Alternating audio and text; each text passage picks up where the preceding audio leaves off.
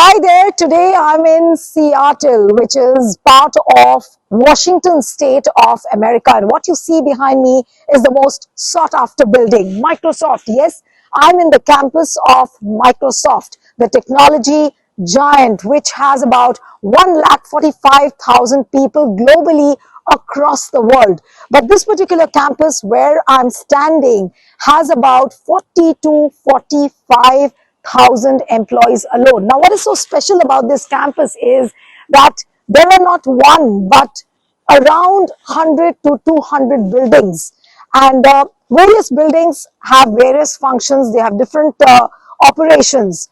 But the most striking feature of this Microsoft office is a bridge which connects the east and the west campus. Now I'm going to take you to that bridge. Now that white bridge which you see is actually a connecting link between the eastern and the western campus of Microsoft. There's a cafeteria, there is a systems section. There are many buildings, as I told you, not one, but more than 100 to 200 buildings, which you can see in this particular campus. Now I will take you to that bridge which I'm talking about, and we'll talk about the special features of that as well.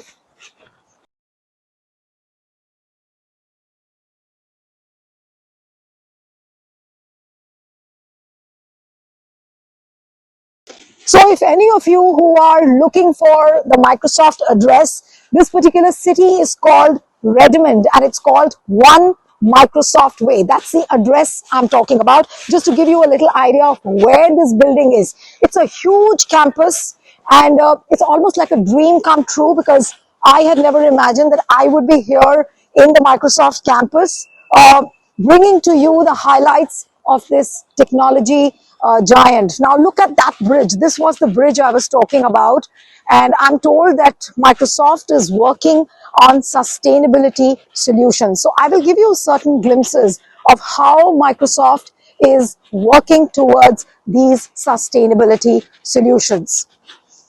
As we are approaching nearer, as I told you, this particular bridge connects the east and the west campus. Look at this, how it does.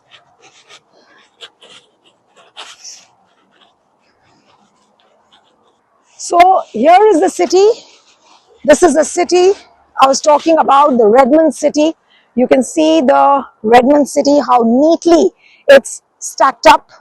Not a speck of dust or filth anywhere. And this is where you see the entire campus. If you just pan the camera all across, you will just find buildings after buildings. And as I told you, it's about 100 buildings, 100 to 200 buildings, which comprises of the Microsoft office. This is the global headquarters, don't forget that. And as I told you, 145,000 employees across the world. But this particular campus alone has about 40 to 45,000 employees working here. So now we are at this particular bridge, which divides the east and the west concept, the campus. Collecting water. Now this is one. If you go ahead, you'll find the other one, and look at the number of pipes. It's like a big ring on the top, and it collects so many pipes here, and they're all interconnected to a main reservoir which goes down. It has a lot of stones, it has a lot of mud and grass all around. I guess that's how they maintain the earthy character of how they are doing rainwater harvesting. In the arch of this bridge, it has pipes one after the other which collect the rainwater. And how does the rainwater travel? Now look at this. These are pipes, and the rainwater collects from here and goes down into filters and is connected to a reservoir.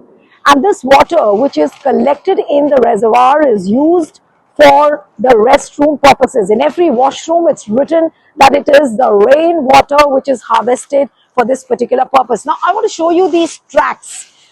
These tracks, the cars are not allowed. It's meant only for the pedestrians and the cyclists. And as I told you, that Microsoft is working towards zero carbon footprints. They've aimed it up for 2030 or 2040. I'm not sure of that, but they are working towards zero carbon footprint. So this is what Microsoft is all about. This is just a small glimpse which I have given you about Microsoft, but we'll be talking to a few employees as well. What has been their work experience so far? What is the experience of working at Microsoft? What does it mean? We'll try and speak to one or two. Okay, so I'm with Ronnie Chatterjee. He has been working for Microsoft and now he's a big guy. I'm told he's earning millions and millions. No. Okay, Ronnie, now you have to tell me about yourself. What was your experience of working as a Microsoft? Because you've been an Indian, you've been working here. What was it like working for Microsoft? I think Microsoft has been one of the most phenomenal companies in the world, and I think I started from Microsoft straight out of college in 2008 Okay. as an intern at Microsoft. And Microsoft, I came coincidentally to Microsoft today to take one of my friends and to visit him on the campus, and it feels like coming back home. So many emotions, working with so many different products, different teams at Microsoft, and it's one of those companies which I would say has that human element to it, Okay. and the deep rooted nature of being empathetic towards people, and that shows in the products they build. So I'm Right. very grateful for Microsoft for all the contributions they do for the society at large, and also for the tremendous impact they're having for all people around the world. So it's Oh, been so Ronnie, I'm told you're also working for a startup. What yeah. is it exactly, and what can you tell back the viewers who are watching this program? And I know a lot of professionals from India are also wanting to come and work in a campus like this. What is the message you want to give them? Yeah, it's, I think, great question. So I actually founded our own startup called Tercio.ai. Okay, We are a AI powered querying Torsio dot AI. AI. Okay, so what does it Tercio. do? Tercio is an AI powered querying engine on top of databases and data warehouses. So Okay, at Microsoft, I used to work on the data products and services. So I was in SQL Server for a long time. And what we are trying to help is enterprise customers find information easily from the data. And we are making it bluntly simple for enterprises to do that okay, with Tercio. And I think the motivation behind founding Tercio was that we found that enterprises today are struggling to find information from the data. You need to really be experts in data to find that information. So we are trying to solve that problem by helping you ask questions in a natural language and get highly accurate responses from the data. So for all of the folks who are trying to build startups, I would say that startup journey is super interesting and fun. You have to have a passion towards your idea and sort of believe in it, and make sure that you are solving that problem. And with innovation, making sure that you're grounded on understanding customer values and solving for the best interest of. okay. So Ronnie, thank you so much for joining on Jana Gana Mana 24/7. Please subscribe to my channel.